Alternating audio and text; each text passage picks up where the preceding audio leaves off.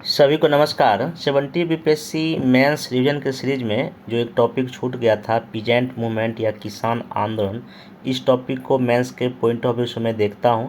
अभी तक जो इस टॉपिक से जो क्वेश्चन बीपीएससी पूछा है, जिसमें कि चंपारण सत्याग्रह से कई बार क्वेश्चन पूछ चुका है, और ख़ास करके चंपारण सत्याग्रह एक तो शॉर्ट क्वेश्चन भी पूछा जा चुका है और आपको लॉन्ग क्वेश्चन भी पूछा जा चुका है। तो अब हमारे सामने सबसे बड़ी चुनौती ये है कि इसी टॉपिक को शॉर्ट क्वेश्चन कैसे लिखें, इसको लॉन्ग भी लिखना है, तो वो भी मैं इसमें डिस्कस करूँगा। बाकी किसान आंदोलन में क्या भूमिका है स्वामी सरस्वती का, ये भी पूछा है। Peasant movement of Bihar and India को लेके एक बार पूछा था कि 19 और 20 सेंचुरी में जो भी पीजेंट मूवमेंट हुआ उसका चर्चा करें, इसको हम लोग देखेंगे। बाकी जो भी किसान आंदोलन हुआ है उसका क्या विशेषता है या इसका क्या स्वरूप है, इससे क्वेश्चन पूछ चुका है। और कभी कभी क्वेश्चन में ये जोड़ता है कि किसान मूवमेंट का आलोचनात्मक परीक्षण कीजिए या क्रिटिकली एग्जामिन कीजिए, इसको भी हम लोग करेंगे। तो मेरा कोशिश रहेगा कि इस लेक्चर में किसी भी टॉपिक से पीजेंट मूवमेंट से अगर क्वेश्चन पूछेगा शॉर्ट या लॉन्ग, आप उसको कैसे इजीली लिख लेंगे इसका मैं इसमें प्रयास करूंगा। तो आइए देखिए, सबसे पहले मैं बोलता हूं कि जब भी कभी कोई टॉपिक है तो उसका कुछ ना कुछ भूमिका आप सोच लीजिए।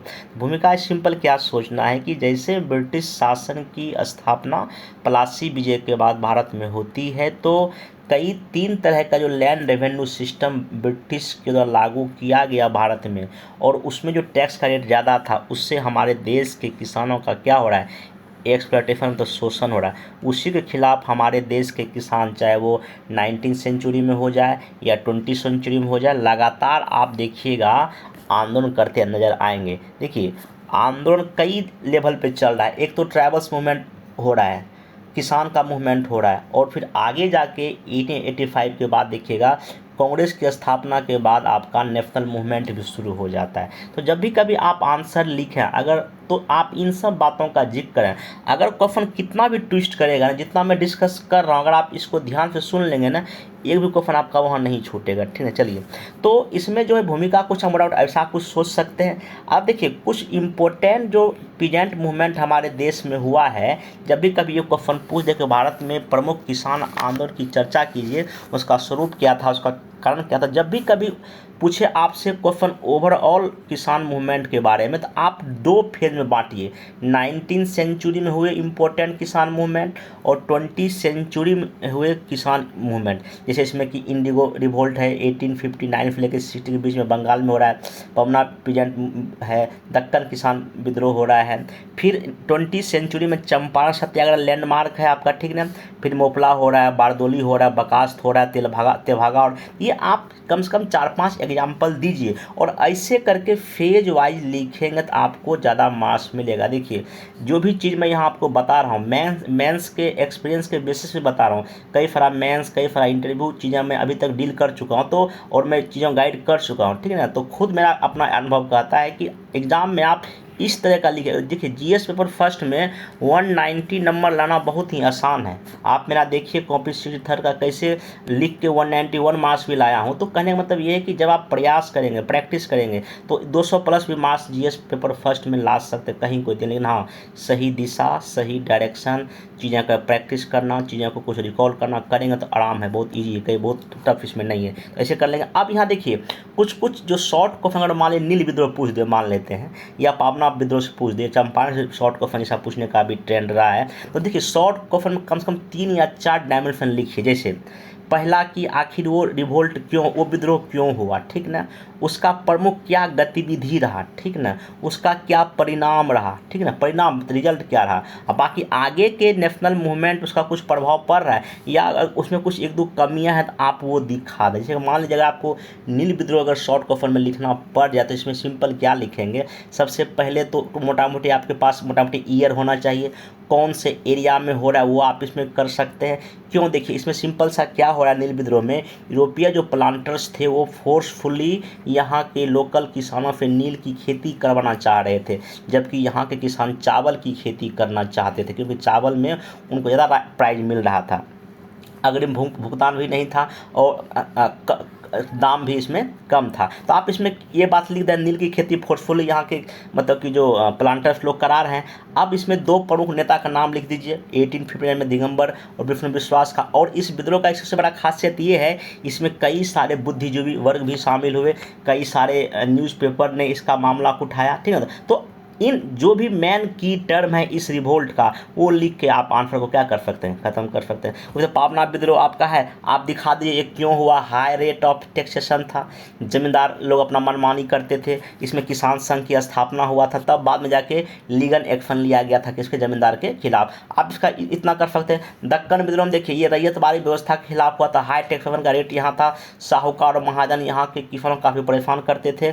बाद में यहाँ के किसान ने इन लोगों का बहिष्कार किया और बाद में दक्कन कृषक राहत एक्ट भी बना था। ये मतलब जब भी कभी आप शॉर्ट आंसर लिखें, ये रिवोल्ट क्यों हुआ, किस एरिया में हुआ, कब हुआ, क्या इंपॉर्टेंट गतिविधियां था और क्या आउटकम निकला, ये 4 डायमेंशन कर दें। अगर हो सके तो, अगर है तो आपको कहीं मैप में उस एरिया को लोकेट भी कर सकते हैं, कहीं कोई दिक्कत आपका नहीं है। तो मैं शॉर्ट क्वेश्चन को भी मैं डील कर रहा हूँ आपके साथ। चलिए अब सबसे मोस्ट इंपॉर्टेंट हम बात करते हैं चंपारण सत्याग्रह का, ठीक ना। ये शॉर्ट और लॉन्ग दोनों पूछता है। सबसे पहले हम बात कर लेते हैं, अगर ये क्वेश्चन शॉर्ट में पूछेगा, सबसे पहले एक लाइन का भूमिका कि भारत में किसान विद्रोह में सबसे संगठित विद्रोह में से एक, ये लिख देंगे। उसके बाद यहाँ लिख देंगे कारण में 3-4 कारण, जो भी तिनकठिया प्रथा था, ठीक ना, लगान वसूली का जो तरीका था, ये 3-4 लिख देंगे। फिर इसमें लिख देंगे कि इसका क्या परिणाम रहा। परिणाम भी 2 तरह का, तत्काल में जो 25% टैक्स वापस दिया गया, लौटाया गया वो, बाकी जो लॉन्ग टर्म में गांधी जी का तकनीक का आगे भी जो प्रभाव पड़ता है वो, इतना लिख देंगे। आपका आंसर इसमें क्या हो जाएगा, ख़त्म हो जाएगा चंपारण सत्याग्रह में, ठीक ना। तो लिखने के तरीका में डिस्कस कर रहा हूँ, आप इससे सीखिए कैसे शॉर्ट आंसर को लिखना। देखिए सबसे बड़ी बात है कि आपको 4 और 4.5 मिनट में आंसर लिखना है, तो आप कितना लिख पाएंगे। 4 डायमेंशन ब्रेक कीजिए, आराम से 4 नंबर पाइए। तो अब हम आते हैं यहाँ पे चंपारण सत्याग्रह को लेके। देखिए चंपारण सत्याग्रह में भूमिका को लेकर मैं बराबर डिस्कस कर दिया। अब इसमें आप इसके कारण को क्या था। जब भी कभी लॉन्ग प्रश्न में आप इसके काउज को लिखिएगा तो इतना डायमेंशन जरूर ब्रेक कीजिएगा, ना किसी किताब में मिलेगा, नहीं किसी नोट्स में। देखिए काउज में देखिए क्या है, ये आर्थिक कारण में इसे लिखिए। तिनकठिया प्रथा था, न्यूनतम मजदूरी था, लगान का दर ज़्यादा था और खाद्यान्न संकट। क्यों, क्योंकि नील की खेती ज़बरदस्ती कराया जा रहा है, खाद्यान्न संकट तो होगा ही होगा। बाकी प्रशासनिक कारण में क्या है, लगान की वसूली का अमानवीय तरीका था, पुलिस का अत्याचार था। मतलब कि यहाँ पे त्रिकोणीय संबंध है, पुलिस का, ठीक ना, जमींदार का और प्लांटर्स का, तो इसके वजह से आप लिख सकते हैं। और यहाँ सबसे बड़ी बात यह है कि पर्यावरण का मुद्दा भी है।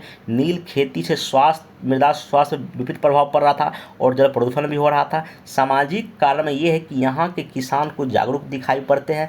अंतर्राष्ट्रीय कारण इसका ये था कि रासायनिक रंगों की खोज होने की वजह से नील का कोई मतलब कि वैल्यू नहीं रह गया। और इस समय समाचार पत्रों की यहाँ का भूमिका, और सबसे तत्कालिक कारण था यहाँ पेन खर्चा, मतलब सिंचाई कर टैक्स बढ़ा दिया गया था, उसका लगान मतलब सिंचाई का रेट बढ़ा दिया था। इसकी वजह से आपका तत्काल में मूवमेंट ये होता है। तो कहने का मतलब ये है कि आप जो है ना इतना अगर कारण को लिख लेंगे ना, चीज़ें आपके लिए हो जाएगा। अब इतना आप कारण लिखने के बाद यहाँ क्या करें कि घटनाक्रम में क्या दिखा सकते हैं कि राजकुमार सूर्यस्थल यहाँ के किसान नेता थे।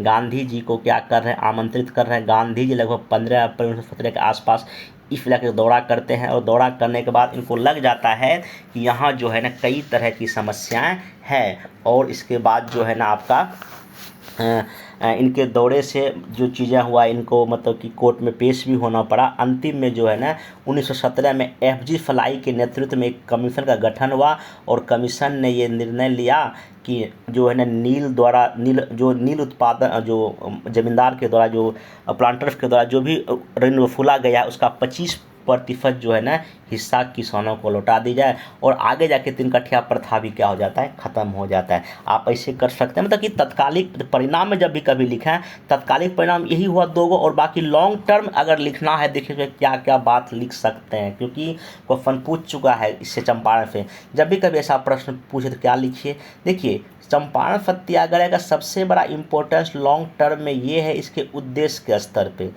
जो उद्देश्य, जो ऑब्जेक्टिव चंपारण सत्याग्रह में गांधी जी करके गए थे कि नहीं, हम किसानों की समस्या को दूर करना है, ठीक ना, तिनकठिया सिस्टम को दूर करना है। आगे के नेशनल या और भी किसी किसान मूवमेंट पर आप देखिएगा, सब में एक हर एक आंदोलन का एक ऑब्जेक्टिव होता है, ठीक ना, एक मतलब कि उद्देश्य फिक्स रहता है, ठीक ना, कि इसमें किसान की समस्या को हल करना फिक्स था। तो आगे के मूवमेंट में भी, चाहे नॉन कॉपरेशन मूवमेंट हो, सिविल डिसोबेडिएंस मूवमेंट हो, बहादुर सत्याग्रह हो, सभी में ऑब्जेक्टिव क्लियर रहता था, ठीक ना।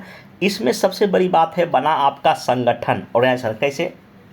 गांधी जी के टीम में कई लोग थे, राजकुमार शुक्ल थे, धीरेन्द्र बाबू थे, राजेंद्र प्रसाद थे, ब्रजकिशोर प्रसाद थे, और भी कई लोग थे, मंजूरुल हक साहब थे। मतलब कि 15-20 का इनका मतलब कि एक फौज टीम था, ये कर सकते हैं। और कार्यक्रम भी इनका फिक्स होता था कि भाई गांव का दौरा करना है, वहाँ शिक्षा का विकास, स्वास्थ्य का डेवलपमेंट, ऐसा इनका कुछ था, ठीक ना। और विचारधारा के स्तर पर हम देखें तो पहली बार भारत ने जो है ना अहिंसा, सत्य या सविनय ऐसे मतलब टूल्स को भारत के लोग देख रहे हैं। और देखिए गांधी जी में सबसे बड़ी बात ये है कि वो लोगों को ताकत दे रहे हैं।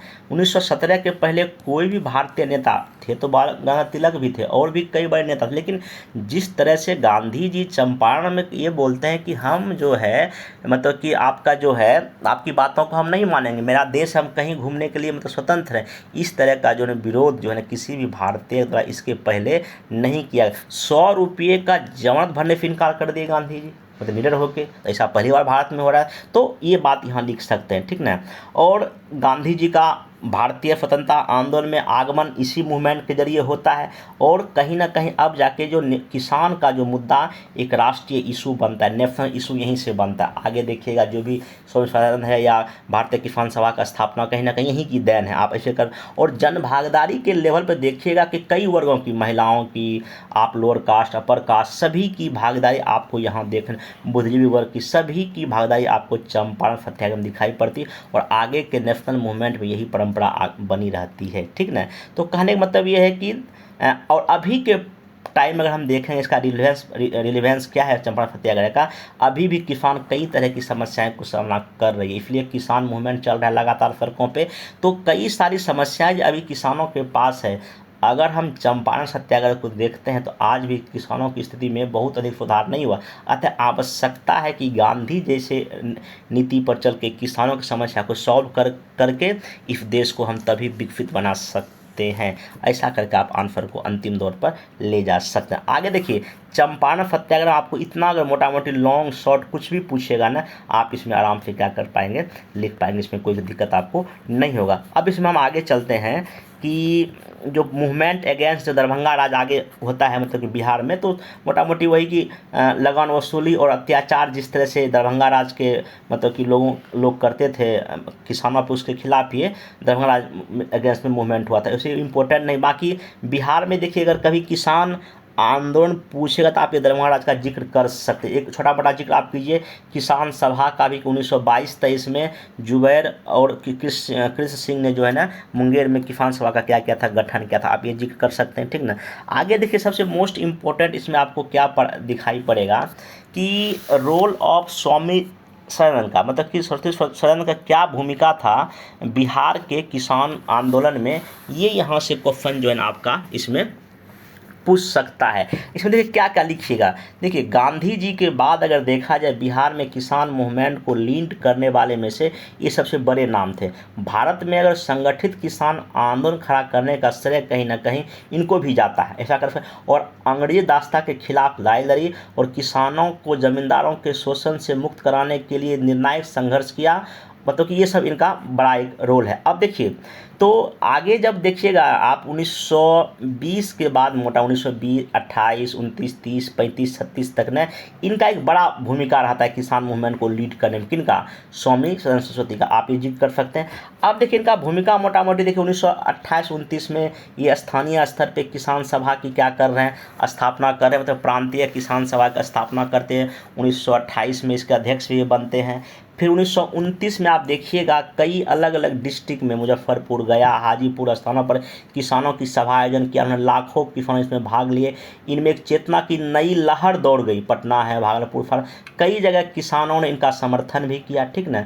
और कई तरह का डिमांड, जैसे कि टैक्स के रेट में कमी की जाए, सिंचाई शुल्क में कमी की जाए, इस तरह का डिमांड जो है ना किसान अपना रखना शुरू कर दिए। और फाइनली 1936 में इन्होंने क्या किया, अखिल भारतीय किसान सभा की भी इन्होंने स्थापना किया लखनऊ में। ये भी बड़ा इनका मतलब कदम था इस दिशा में, क्योंकि नेशनल लेवल पर किसान संगठन बन रहा है ताकि किसानों के मुद्दे को और बड़े लेवल पे उठाया जाए। और आप देखिए 1937 में जो प्रांतीय सरकार बनती है बिहार में, इस सरकार को बनाने में किसानों की एक बड़ी भूमिका थी। किसानों ने बढ़ चढ़ के इस मतलब कि चुनाव में भाग लिया और कांग्रेस मंत्रिमंडल के गठन में इनकी बड़ी भूमिका आपको दिखाई पड़ती है, ठीक ना। लेकिन चूंकि इस सरकार में अधिकतर जमींदार बैकग्राउंड के नेता थे, इसलिए बाद में किसानों के मुद्दे को बहुत ज़ोर शोर से जो है ना नहीं उठाया गया। आप इसमें ये जो है ना कर सकते हैं। अब देखिए किसान आंदोलन का अगर कुछ आलोचना अगर आपको कि क्या कर सकते, देखिए इसमें देखिए सबसे बड़ी बात है ना, सभी का डिफरेंट हित है। देखिए कभी देखिएगा कांग्रेस किसानों के साथ है, कभी किसानों के साथ नहीं है। तो देखिए कांग्रेस में जो मैक्सिमम कई सारे ऐसे नेता थे जो कहीं ना कहीं जमींदार पृष्ठभूमि से बिलोंग करते थे। अब जमींदार हैं वो हैं तो किसानों की समस्या को उतना ध्यान नहीं देते थे। मतलब डिफरेंट सबका यहाँ हित था, आप ये दिखा सकते हैं। सत्ता का दमन हो गया, ठीक ना। और लैंड लॉर्ड मतलब जमींदार काफ़ी पावरफुल थे, जिससे किसानों के मुद्दे को बहुत अधिक उठाया नहीं जाता था। और कांग्रेस में इनका प्रभाव तो था ही था। और छोटे छोटे किसान थे, बहुत बड़े लेवल पे या ये छोटे छोटे संगठन में थे, इसलिए इतना ज़्यादा प्रभाव उतना नहीं दिला पाए। अब देखिए अगर आपसे कभी ये पूछ लेगा कि भाई नेचर क्या था किसान मूवमेंट का 19वीं सदी में और 20वीं सदी में, इसमें आप क्या क्या लिख सकते हैं। देखिए जो 19th सेंचुरी के जो भी किसान मूवमेंट थे वो लोकल लेवल पे थे, लोकल इशू पे, चाहे नील विद्रोह हो गया, पावना हो गए, वो स्थानीय लीडर उनके रहते थे। उनका आर्थिक मांग था, सीमित उद्देश्य होता था और वो सब ब्रिटिश के मोटा मोटी खिलाफ होते थे। संगठन की कमी थी और तत्कालिक समस्या था, हुआ समस्या खत्म तो मूवमेंट खत्म होगा। लेकिन 20th सेंचुरी के जो भी मूवमेंट हुआ वो नेशनल लेवल का था। चंपारण का दिखा सकते हैं, कई सारे इसमें राष्ट्रवादी नेता इसमें भाग लिए, इसमें जागरूक लोग थे। और देखिएगा जितने भी हमारे देश के बड़े किसान, बड़े जो स्वतंत्रता सेनानी, चाहे गांधी जी हो, नेहरू जी हो, पटेल जी हो, सभी का कनेक्शन 20th सेंचुरी के किसान मूवमेंट में आपको दिखाई पड़ता है। तो आप इस तरह के दो भाग में स्वरूप या नेचर को बांट कर क्या कर सकते हैं, दिखा सकते हैं। अब किसान मूवमेंट के बाद एक छोटा सा टॉपिक बच गया, क्रांतिकारी राष्ट्रवाद हमारे देश में जो 2 फेज में चलता है। अभी हम इस एक फेज का जिक्र करेंगे जो 1900 से लेके मोटा मोटी आपका 1915 के आसपास चलता है, एक फेज का। बाकी नेक्स्ट किसी लेक्चर में ना नॉन कॉपरेशन मूवमेंट के बाद जो क्रांतिकारी मूवमेंट चलता है उसको हम बाद में जिक्र करेंगे। देखिए क्रांतिकारी राष्ट्रवाद का सिंपल सा देखिए क्या थीम है। 20वीं सदी के आरंभ मतलब 1900 के बाद का बात है, 20वीं सदी के आरंभ तक आते आते भारतीय राष्ट्रवादी चेतना प्रबल आत्मविश्वास से लैस होकर आक्रामक स्वरूप ग्रहण करती है। इसकी झलक 20वीं सदी के आरंभ में कांग्रेस आंदोलन के भीतर गर्मपंथ के उभार के परिप्रेक्ष्य में देखी जा सकती है, ठीक ना। लेकिन स्वदेशी मूवमेंट, बहिष्कार आंदोलन के मंद पड़ने के पश्चात देखिएगा राष्ट्रीय आंदोलन का एक और अधिक आक्रमण स्वरूप क्रांतिकारी राष्ट्रवादी आंदोलन के उभार के रूप में हमको देखने को मिलता है। और ये उभार कहाँ आपको महाराष्ट्र में देखिएगा, बंगाल में देखिएगा और कहाँ देखिएगा, पंजाब में देखिए। अब आपको महाराष्ट्र के कुछ क्रांतिकारी का नाम याद होना चाहिए, बंगाल का 1-2 का नाम याद होना चाहिए और पंजाब के 1-2 क्रांतिकारी का आपको नाम याद होना चाहिए। और देखिए भारत में क्रांतिकारी आतंकवाद के उदय के क्या कारण, देखिए पहला कारण तो ये है कि युवाओं का तत्कालीन राजनीतिक नेतृत्व उदारवादी और गर्मपंथी दोनों से मोहभंग होना, ठीक ना। इसके अलावा कांग्रेस के नेतृत्व वाले राष्ट्रीय आंदोलन से भी युवाओं को हताशा और निराशा का सामना करना पड़ा। इसके अलावा अंतर्राष्ट्रीय स्तर पर 1894 में इथोपिया के हाथों इटली की पराजय, 1904-05 में जापान के हाथों रूस का पराजय, ये सब ऐसी घटनाएं था जिसने जो कहीं ना कहीं हमारे देश में क्रांतिकारी राष्ट्रवाद के उदय का मार्ग प्रशस्त किया। अगर इनका संगठन या विचारधारा हम देखते हैं तो औपनिवेशिक शासन को हिंसात्मक गतिविधि चुनौतियाँ दिया इन्होंने। इसी के साथ भारतीय जनमानस में व्याप्त सत्ता के भय को दूर किया जाए, इसी क्रम में अभिनव भारत की स्थापना होती है। कलकत्ता में अनुशीलन समिति गठन होता है, पंजाब में पंजाबी समाज पत्र का मतलब कि छपता है। 1906 में अरविंद घोष, वरिंद्र घोष, भूपेंद्र नाथ दत्त ने युगांतर पत्रिका बनाया। मतलब कहने का मतलब ये है कि अपने विचारों को प्रचार प्रसार करने के लिए पत्र पत्रिकाओं का भी लोग क्या ले रहे हैं, सहारा ले रहे हैं। और रणनीति और कार्यक्रम देखते हैं तो स्वशासन स्वराज हेतु व्यक्तिगत हिंसा, चाहे वो मुजफ्फरपुर षड्यंत्र बम कांड हो उसमें देखिएगा, ठीक ना, और अलोकप्रिय यूरोपीय शासकों की हत्या करनी, ठीक ना, डकैती लूट के जरिए संसाधन इकट्ठा करना और सरकार विरोधी लोगों को साथ लेकर औपनिवेशिक सत्ता के विरोध में क्या बजाना, बिगुल बजाना। 2-3 एग्जाम्पल दीजिएगा। 1908 में मुजफ्फरपुर षड्यंत्र केस, अलीपुर षड्यंत्र केस और 1912 का दिल्ली षड्यंत्र, ये सब उत्कर्ष बिंदु था क्रांतिकारी आंदोलन का इस फेज में। अगर इनका मूल्यांकन या इनका उपलब्धि लिखना, देखिए क्या लिख सकते हैं। देखिए, चेतना व त्याग बलिदान के जरिए युवाओं में राष्ट्रवादी चेतना का संचार किया। उदारवादियों और नरमपंथियों की असफलता की स्थिति में युवाओं हेतु सशक्त विकल्प बन के उभरे और भारतीय राष्ट्रीय आंदोलन को विदेशों में भी क्या बनाया, लोकप्रिय बनाया। देखिए, कुछ का अगर असफलता के क्यों क्या कारण थे, अगर 1-2 पॉइंट आप देख लीजिए। पहले बात देखिए, गोपनीय कार्यशैली और जनशक्ति में आस्था के अभाव के कारण इनका सामाजिक आधार बहुत ही छोटा रहा, ठीक ना, ये था। समुचित इनका तालमेल का कमी था और सरकारी दमन का रूप काफ़ी क्या था, इसमें उग्र था। तो रिवीजन सीरीज में अभी तक जो डे फर्स्ट का जो भी चीज़ था, चाहे ट्रैवल्स मूवमेंट था, रिवोल्ट ऑफ 1857 था, पीजेंट था, क्रांतिकारी, इसको कवर कर दिया हूँ। बाकी अब नेक्स्ट वीडियो में कांग्रेस की स्थापना से लेके और क्विट इंडिया मूवमेंट तक का जो भी राष्ट्र स्वतंत्रता संघर्ष का फेज है, उन सबको हम बारे में डिस्कस करेंगे। फिर करंट अफेयर्स के टॉपिक में आपका अभी तक में भारत पड़ोसी देश इंपॉर्टेंट हो चुका है, इसमें बांग्लादेश छूट गया, उसको भी हम कवर कर देंगे। बाकी आपका इसमें क्वाड, ब्रिक्स, संघाई ये हो चुका है। बाकी जो भी इसमें रिमेनिंग टॉपिक है वो भी आपको 1-2 दिन के अंदर में लेक्चर ले लूँगा। बाकी अब आप लोग इसको रिवीजन करते रहिए। बाकी जो भी लिटमस टेस्ट होगा उसको कल देने का प्रयास कीजिएगा। अब मिलेंगे नेक्स्ट वीडियो में। Thank you.